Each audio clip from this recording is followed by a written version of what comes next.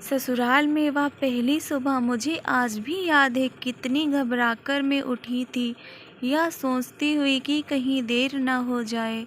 सब ना जाने मेरे बारे में क्या सोचेंगे। केवल एक रात ही तो नए घर में कटी थी और इतना सब कुछ बदल गया, जैसे आसमान में उड़ती चिड़िया को किसी ने मोती के लालच देकर पिंजरे में कैद कर लिया हो।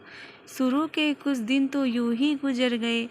एक दिन हम बाहर घूमने गए। जब हम वापस घर आए तो सासू माँ की आंखों में खुशी तो दिख रही थी, लेकिन केवल अपने बेटे के लिए। मैंने सोचा कि शायद नया नया रिश्ता है, एक दूसरे को समझने में कुछ वक्त लगेगा, लेकिन समय ने जल्द ही एहसास करा दिया कि मैं यहाँ बहू हूँ, इसीलिए मैं जैसा चाहूँ वैसा नहीं कर पाऊँगी। कुछ कायदा और मर्यादा है जिसका मुझे पालन करना होगा, जैसे कि धीरे धीरे बात करना, धीरे से हंसना, सबके खाने के बाद खाना खाना।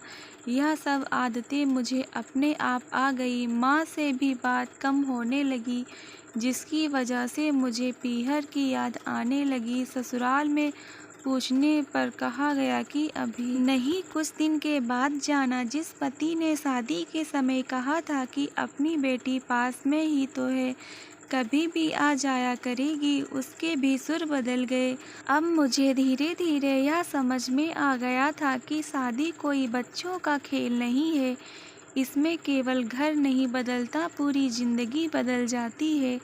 अब मैं कभी भी उठकर अपने पीहर नहीं जा सकती, यहाँ तक कि पीहर वालों को भी मुझसे मिलने के लिए पूछकर आना पड़ता है। पीहर में जोर जोर का हंसना, कभी भी कहीं भी चला जाना, रसोई में से कुछ भी उठाकर खा लेना, अपनी मर्जी का करना, यह सब यादें बनकर रह गई। अब मुझे समझ में आने लगा था कि क्यों ना विदाई के वक्त सभी लोग मुझे गले लगाकर क्यों रो रहे थे।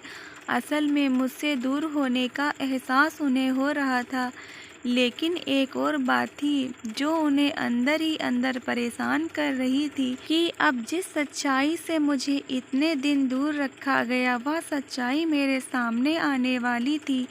पापा का यह झूठ कि मैं उनकी बेटी नहीं बेटा हूँ, अब और दिन नहीं छुप पाएगा, जो कि उनकी सबसे बड़ी चिंता थी कि अब उनका बेटा, जिसको कभी भी बेटी होने का एहसास नहीं कराया था, जीवन के इतने बड़े सच से सामना करने जा रही है।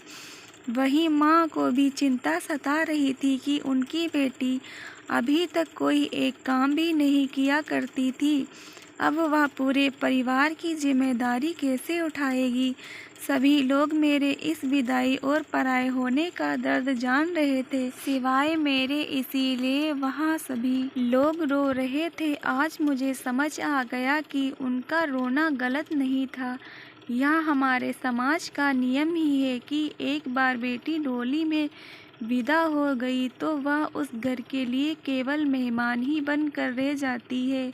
फिर कोई चाहे कितना क्यों ना कह ले कि यह घर आज भी उसी का है, सच तो यह है कि अब वह कभी भी यूं ही अपने पीहर नहीं जा सकती, चाहे कितनी भी समस्या और परेशानी क्यों ना आ जाए। मुझे ही हल करना है, हंसते हुए या गम छुपाते हुए। दोस्तों, कहानी अच्छी लगी हो तो चैनल को सब्सक्राइब, लाइक, कमेंट, शेयर करना ना भूलें। धन्यवाद।